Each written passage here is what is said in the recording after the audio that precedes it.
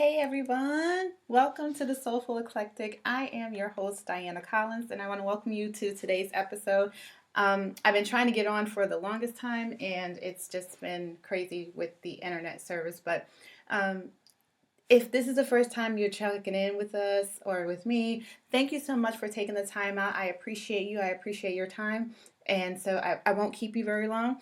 And if you are returning, welcome back, welcome back, welcome back. Thank you so much for coming back. Hell, I appreciate you and I appreciate your time. So, with that, I'll just, start talking about what it was on my mind today. And there's a lot. I have a lot going on. But so yesterday was a great day. I had my second red carpet for a premiere for three shorts that I was in, short films. And I appreciate the time for those individuals, the directors, the writers, all that. That was really great to experience, and I'm grateful for that. And thank you to my friends who showed up for me, lady hustlers. I love you, ladies. That's what we call ourselves because we gave ourselves a name. My film sisters. So yeah, so we had that last night. So I would love to be makeup free, which I am partially am, but I have raccoon eyes, so I did put on a little concealer. Just saying. All right. But anyway, so why did I jump on today really quick live? And for whoever jumps in, I appreciate you for checking in and joining us. But the reason why I came on today and want to do this podcast is because something was um, I don't want to say plague in my mind, but it was on my mind. I don't like anything to take up rent that in my mind that can't afford it because my rent is expensive. So that space in my mind is expensive. But anyways, I came on today to talk about something that hits home for me. So on the news, and I'm not going to go deep into it because I'm not the avid news watcher. I'm not glued into Fox and CNN and all that stuff. That's just not my bag. So I catch tidbits here and there when my husband plays a podcast that he listens to, or a friend of mine will tell me something, or I'll get some message from my mom in a group chat say, "Hey, did you see this?" So it's not something that I follow. It's not something that you will hear a lot, unless it's health related. Definitely health and education related that you'll probably hear. But as far as politics and things like that, not so much. But this I wanted to bring out because it keeps slapping us in the face, right? So if you haven't noticed, I'm black. No shit, right? Yes, I am black. But one of the things that comes up is race, right? Critical race theory. Now we there is the don't say gay in the schools and things like that. And I remember back when I was growing up and going to school, the big thing then was it was still always race. That just was topic of every conversation. Um, but back then it was what was it? Sex, sex education, taking sex ed, taking the Pledge of Allegiance out of school, taking prayer out of school. Those were the things that were major when I was coming up, right? It even trickled into when my kids were born and when they were growing up, and they were born in the 90s. Um, so this honestly is nothing new. Regarding, I knew it was going to come to the point of this because it was the nature of the progression of things for people of non-color, for people of conservative background to launch against. So it's the thing to do for them. I get it. I get it. I don't accept it, but we all have our own opinions, right? We all have our own um, moral values, standings, traditions, etc., etc. So I knew it was coming. Let's just say that I knew it was coming. But here's the thing. With that, they also say we need to stop talking about it, right? We need to just stop mentioning it, and it won't be a thing. And I would love to. I really, really would love to stop having the conversation about race and ethnicity. I would really love to stop having a conversation about how this person is gay, this person is transgender. I would love it. I would love for everyone to be treated as a human being because that's what we are first and foremost, right? We're human beings. Um, and I don't know about you guys, but being in the medical profession, we all bleed the same color because not one person that I've ever taken care of bled a different color unless they had some kind of condition, and even then, their blood was still red. Okay? Their skin color may have changed a little bit, like jaundice, a little yellowish because of some bilirubin issues and liver issues, whatever. But when they bled, that blood was still red. Okay? Muscle tissue, I mean, when you peel us all back, unless you're an anthropologist, you're not going to really be able to tell what our ethnicity is or what our race was. Let's just be clear, okay? And kudos to the anthropologists. If that was something that was a thing when I was a kid, I would have been so on it. But again, back to race, back to color, that wasn't offered for me, okay? It wasn't an option for me. So, unless it was something that I was made familiar with, right? Or grew up with or whatever. And not to say I wasn't. I think for someone who was raised in, Bushwick Avenue, for those of you who know Brooklyn back in the day, in the 80s and the 90s and late 70s, it was not the best place to be. Now, due to gentrification, it's probably the hippest place to be, and kudos to them, right?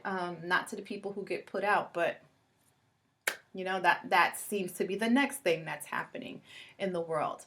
But anyway, back to the race thing and people of non-color wanting us to stop talking about race.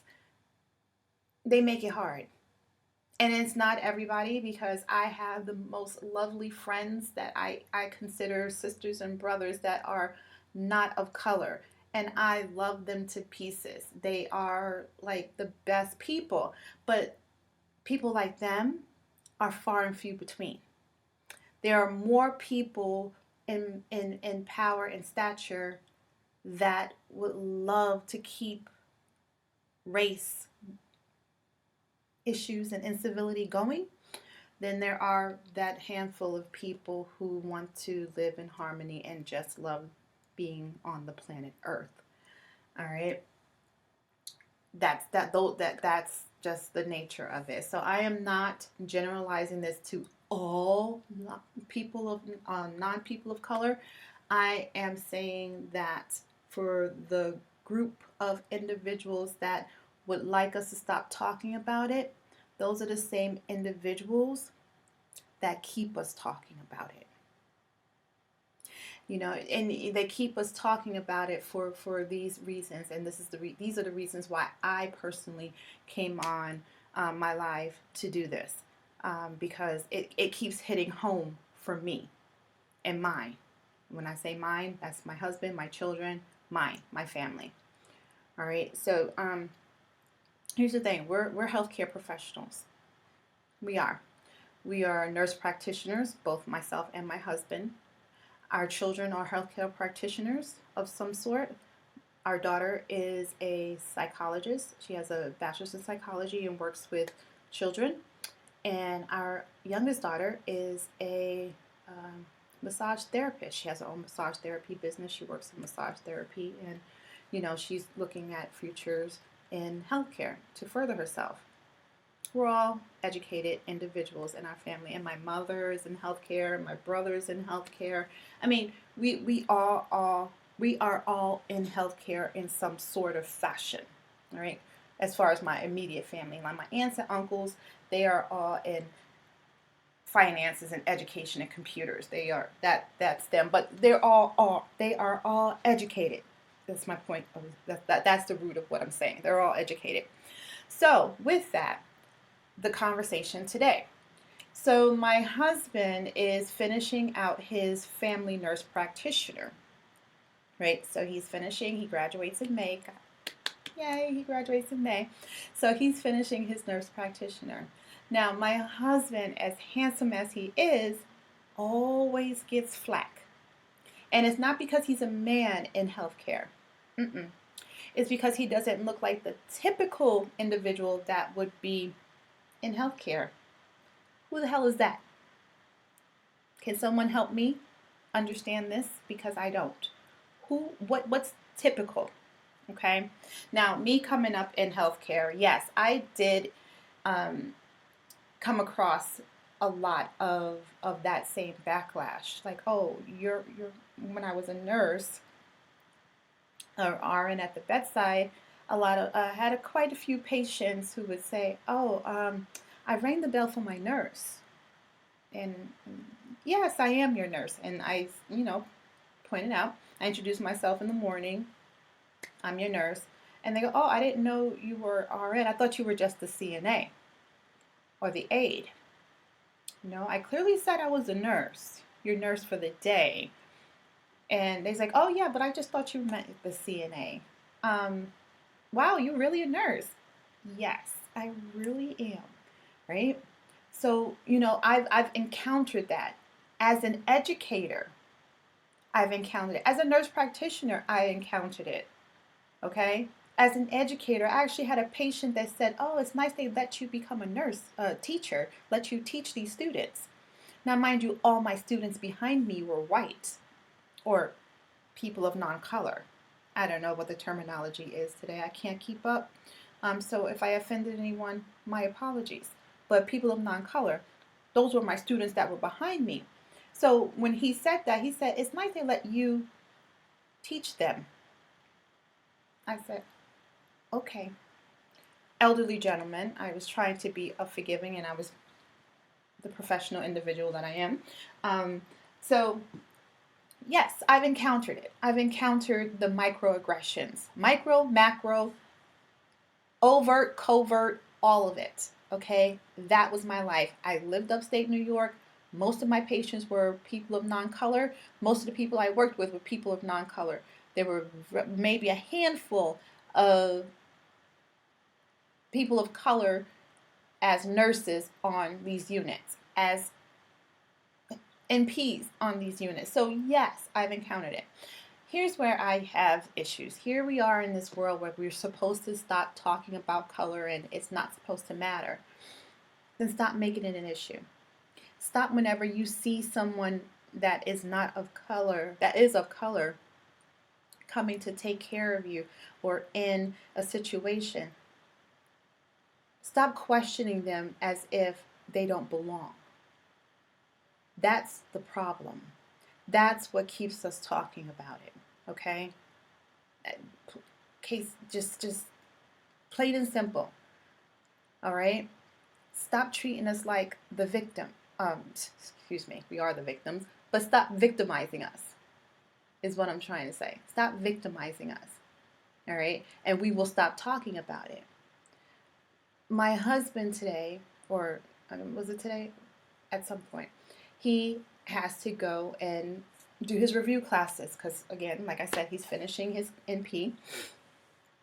So he goes into his review class, and mind you, he's dressed professional. He has a polo shirt on and a pair of slacks and dress shoes, and he's just got his backpack and he's ready to go. He's like, "I'm going to go and knock this out."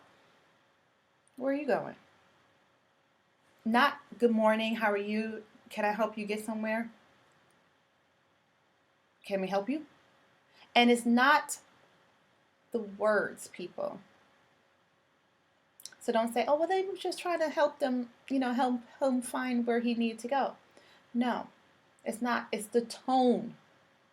It's the tone and the look that follows that tone of "you don't belong." That is what I'm talking about. That is what keeps us talking about race and ethnicity.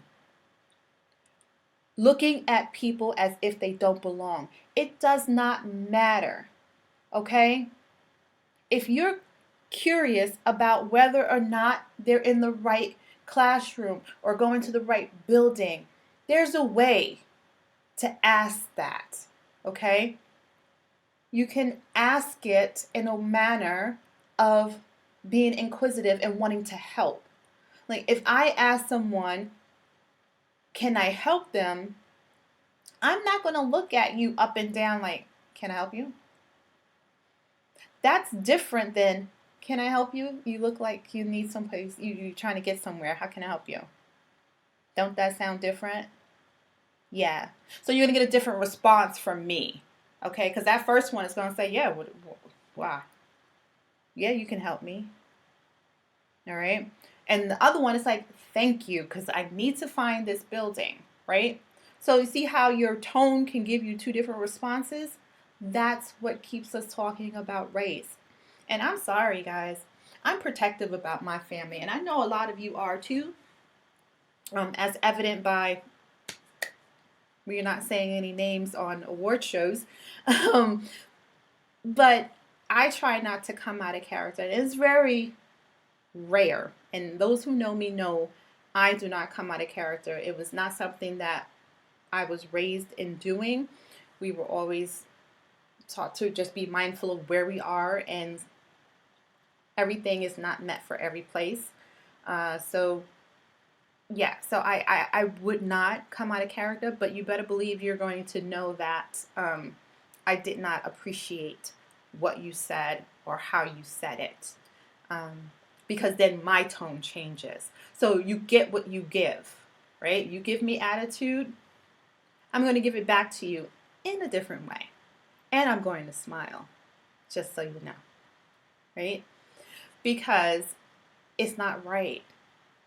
And as I said in the beginning, if you want us to stop talking about race, stop making our presence in places that you feel we should not be an issue.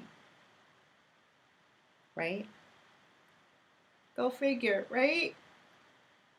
So here's the thing. And I know people are like, well, they were dressed this kind of way. They look like this. What does anything look like?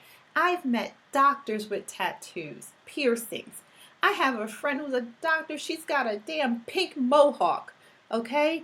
We all look different. It does not discredit anything that we have that's coming out of our damn mouths. All right? Especially when we are looking professional coming into these places. Come on. He didn't come in there looking like he just came off the street or off the block, right? He didn't have his hat on or anything. He had a fresh haircut, smelled freaking amazing, looked handsome as hell, all right? Anyone who knows my husband knows he's freaking polite as hell.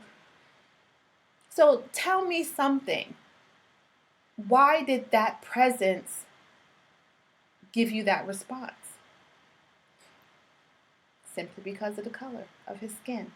Because his person of non-color counterpart comes in right after, gets a different greeting.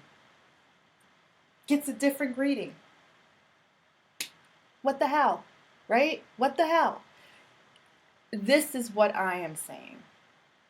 You stop bringing it to the table, we stop force-feeding it down your throat. How about that? Until it's not an issue, you don't have to worry about it. You keep making it an issue, we're going to keep telling you and showing you that we have a problem with it. The Black and brown community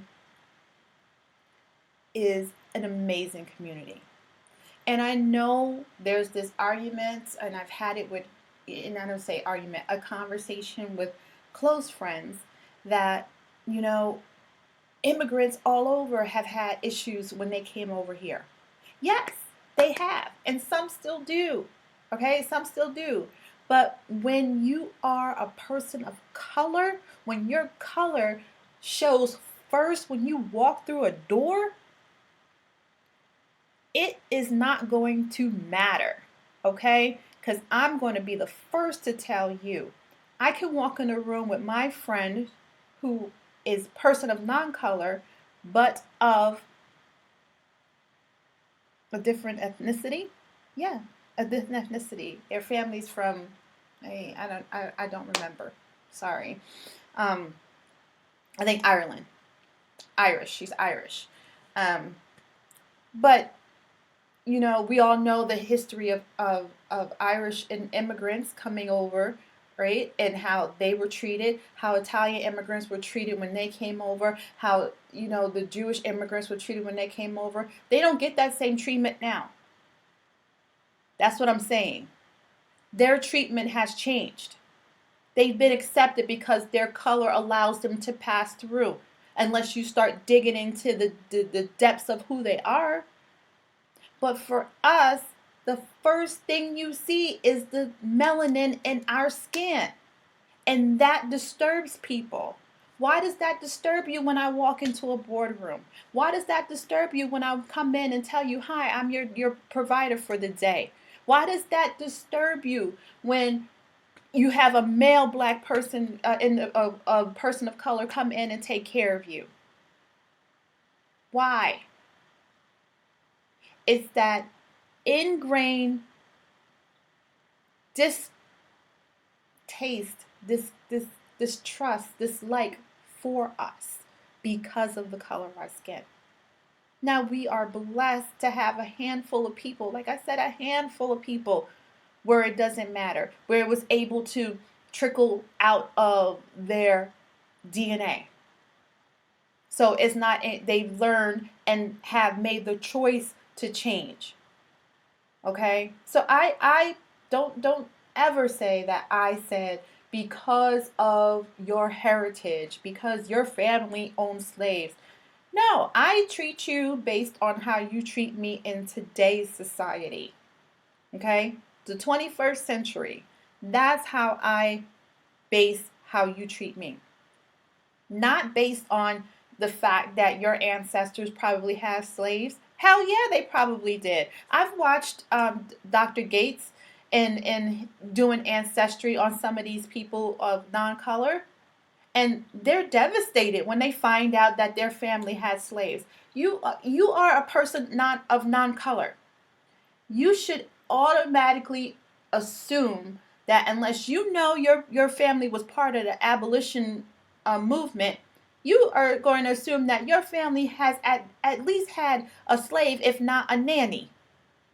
Let's be real about it. Now, the difference is how you respond to it when you find out. The difference is how you treat people. People of all color. Now, that's what I judge you by. Not your ancestry. Okay? Not that. Because that's not who you are now. That's my point. Okay? You're being judged. You're being taught about Black history and all this because of your now behavior. Okay? Not because of your ancestry. Now, here's the thing. If you learn about your ancestry and you're cheering them on and you're like, yeah, we had this amount and this, and you're proud of it, yeah, not a good look. Okay? Not a good look. And I honestly, guys, I would love to stop talking about race. I really would. Um, and I love who I am. I love being a person of color. It adds to my mystery. It adds to my flair. Okay? I love it. What I don't love is having to defend it every day I walk out my house. What I don't love is having to worry about my husband every time he leaves the house. What I don't love is worrying about my sisters, my daughters, my brothers, my cousins. That's the part I don't love. I don't love that we have to have safety briefings before we go places. I don't love that. And my ancestors had to be amazing people for me to be here.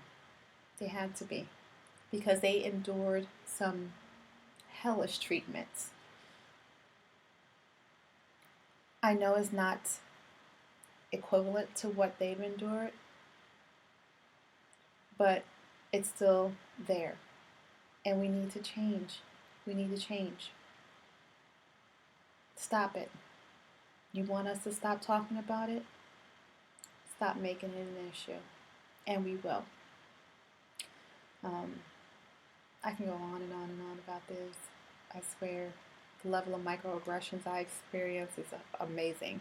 But it's been on my brain, and like I said, I'm one to defend my family, defend my husband, and that really upset me when he called me and was upset that um, he's already being judged and attacked.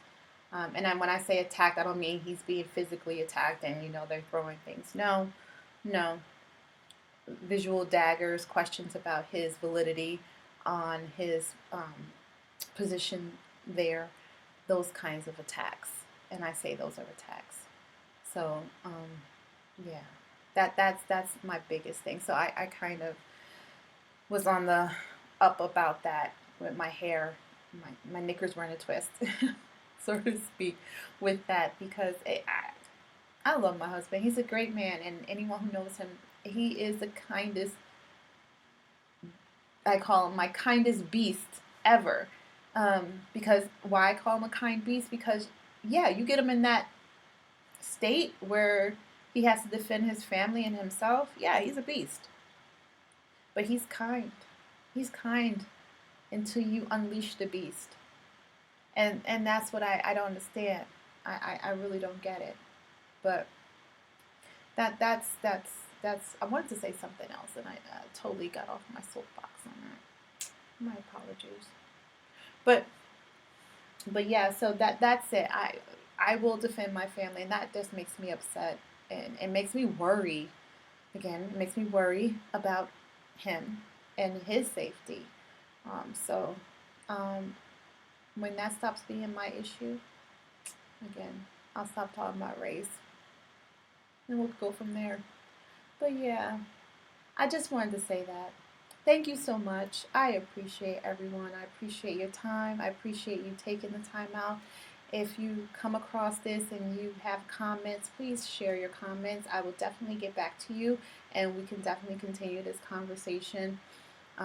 Again, race, critical race theory, all these things. If we want to just stop talking about it, we just need to stop making it an issue.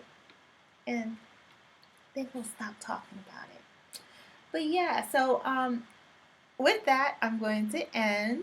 And if you guys are so inclined, I sponsor myself with my podcast, and I sponsor myself for everything that I do. So Divine Nubian Essentials is a body and skincare and hair care line. If you love my locks, because I know you do, because I do. If you love my locks are courtesy of my hair care products. I don't use anything but my hair care products in my hair. And since I have been, this is the results. And if you want to know, this is April 27th, will be 3 years that I've had my locks in my hair. And this is the result since I've been. And I started out with about maybe that much, 3 inches, maybe that much in my hair, of length in my hair. So not that big. It was about that big. Yeah, not that much. So this is April 27th, 3 years of lock growth. So I am in love with Divine Nubian Essentials. You want to try it, divinenubianessentials.com. And also this lovely radiant skin, minus the dark circles, because that's just lack of sleep. That's due to the body butter. I love that body butter, and it's definitely available on the website, divinenubianessentials.com. And also, if you know anyone who needs healthcare tutoring, you can find us at collinserm.com, and I'll be happy to tutor you in your healthcare profession, even if it's CNA. We started from the bottom and we can get up there. I did. So thanks again, and I enjoyed this conversation, and let's keep it going. Keep it going. Let me know how you like it. Let me know what you think. Let me know. Let me know. Feedback. I love feedback. But just keep it civil. I don't do the fighting thing. So if it's not civil, you will be ignored. I don't. Remember, it costs a lot to take up some rent in my mind. So I reject that application. Just letting you know. So save your typing skills. If it's negative, don't bring it over here. All right. So with that, I say thank you, and I will talk to you guys soon. Have an amazing weekend, because I know I will.